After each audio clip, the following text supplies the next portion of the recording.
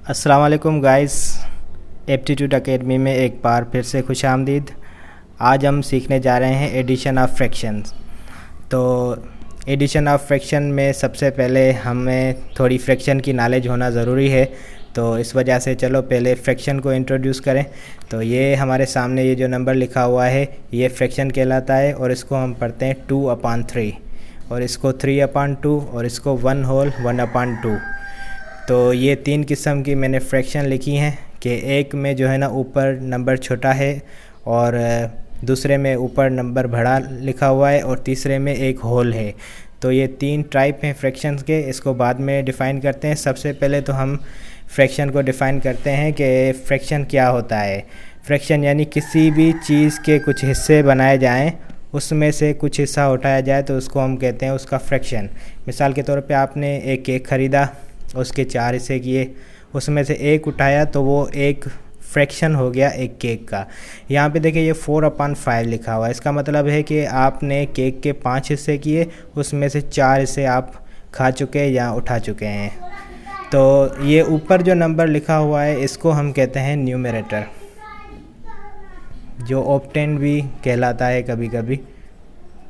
और ये नीचे जो है इसको हम कहते हैं डिनोमिनेटर। और ये 4/5 में देखें ये 4 न्यूमरेटर हो गया और ये 5 डिनोमिनेटर। और अब अगर ऊपर न्यूमरेटर छोटा है, जैसे कि ये 2/3, तो अगर न्यूमरेटर छोटा है डिनोमिनेटर बड़ा है, यानी ऊपर वाली टर्म अगर छोटी है, तो इस फ्रैक्शन की टाइप को हम कहते हैं प्रॉपर फ्रैक्शन। अगर ऊपर वाला न्यूमरेटर बड़ा है और डिनोमिनेटर छोटा है तो इस टाइप ऑफ फ्रैक्शन को हम कहते हैं इम्प्रॉपर फ्रैक्शन।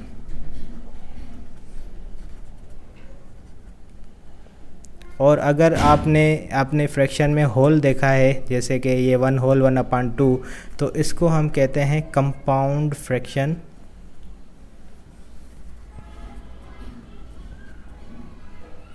या मिक्स्ड फ्रैक्शन। इस तरह से हमने ये तीनों टाइप जो है फ्रैक्शन के पढ़ लिए कि न्यूमरेटर छोटा हो तो प्रॉपर फ्रैक्शन, अगर न्यूमरेटर बड़ा हो तो इम्प्रॉपर फ्रैक्शन, अगर होल हो ना होल नंबर कोई उसमें हो फ्रैक्शन में तो उसको हम कहते हैं कंपाउंड फ्रैक्शन। अब आते हैं कि इनको प्लस कैसे किया जाए।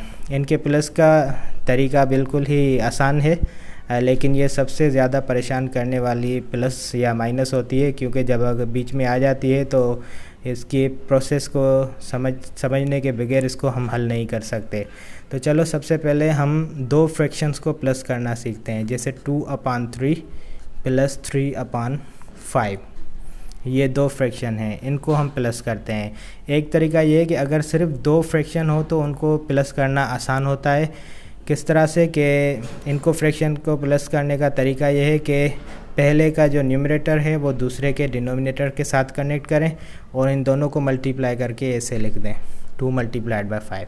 अब बीच में जो निशानी है वो लिखें प्लस की, और दूसरे का जो न्यूमरेटर है वो पहले के डिनोमिनेटर के साथ कनेक्ट करें और इनको भी मल्टीप्लाई करके इस तरह से ये लिख लें। उसके बाद ये अपॉन की निशानी दे दें ये, और नीचे जो दोनों डिनोमिनेटर हैं इनको भी अलग से कनेक्ट करके मल्टीप्लाई करें। तो नीचे वाली जो मल्टीप्लिकेशन नीचे ही रखें 3/5। तो अब देखें ये हमारे पास 2/5 प्लस 3/3/3/3/5 एक प्रोसेस के ज़रिए मिला है हमें। अब हम क्या करेंगे, सबसे पहले 2 को 5 से मल्टीप्लाई करेंगे। 2 5 10। ये डिमास के रूल के मुताबिक है कि पहले डिवाइड होती है, फिर मल्टीप्लाई, फिर प्लस, फिर माइनस। और तो हमारे पास मल्टीप्लाई है तो 2/5, अभी प्लस को टच नहीं करना। 3/3 ये 9 हो गए। और नीचे जो है हमने जो 3/5 लिखा है वो सॉल्व करें, तो 3/5 होता है 15।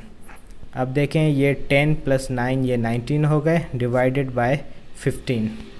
तो इस तरह से हम दो फ्रैक्शंस को प्लस करना सीख चुके हैं। अब हम चलते हैं कि दो से ज़्यादा अगर फ्रैक्शन प्लस करनी हो तो फिर कैसे करें। फॉर एग्ज़ाम्पल यहाँ पे है 2/6 प्लस 3/9 प्लस 4/5। अब इनको प्लस कैसे करें? सबसे पहले तो हम क्या करेंगे, जो नीचे वाले डिनोमिनेटर्स हैं इनका एलसीएम निकलेगा। तो एलसीएम किस तरह से निकलेगा?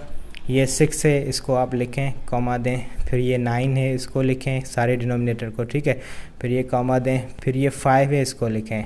ये तीनों आप लिख चुके। अब आप क्या करेंगे, इनको इस तरह से लाइन दें और इस तरह से ये लाइन दें, ठीक है। अब छोटे से छोटा टेबल लगाना शुरू करें कि 2 का टेबल देखें कि इनमें से किसी के ऊपर लग रहा है कि नहीं। तो मैं देख रहा हूँ कि 2 का टेबल 6 पर 3 मरतबा लग रहा है, तो जितनी मरतबा लगेगा वो नीचे लिखेंगे।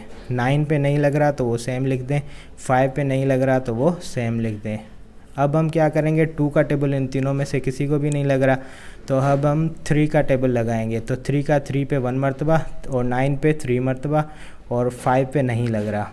अब क्या करेंगे, 3 का टेबल दोबारा लग रहा है तो 1 तो आ गया, ये ख़त्म हो गया। तो 3 पर 3 का टेबल 1 मरतबा लग रहा है और 5 जो है ना वो सेम लिखेंगे। उसके बाद हम क्या करेंगे, अब यहाँ पे 1 1 और 5 है तो बाकी 5 बचा है, तो 5 पे 5 का ही टेबल लग रहा है। तो इस तरह से हमने एलसीएम का फर्स्ट स्टेप कर लिया, जिसमें हमें ये फैक्टर मिले 2 3 3 5। अब इन सबको मल्टीप्लाई करो, 2 multiply 3 multiplied by 3 multiplied by 5, 2 3 the 6, 6 3 the 18, 18 5 the 90। तो ये एलसीएम जो है ना इसका निकला है 90। तो एलसीएम को आप क्या करेंगे, यहाँ पे लाइन दे के इस तरह से लिखेंगे 90। अब आप क्या करेंगे कि सबसे पहले वाला न्यूमरेटर यहाँ पे लिख के मल्टीप्लाई की निशानी दे दें।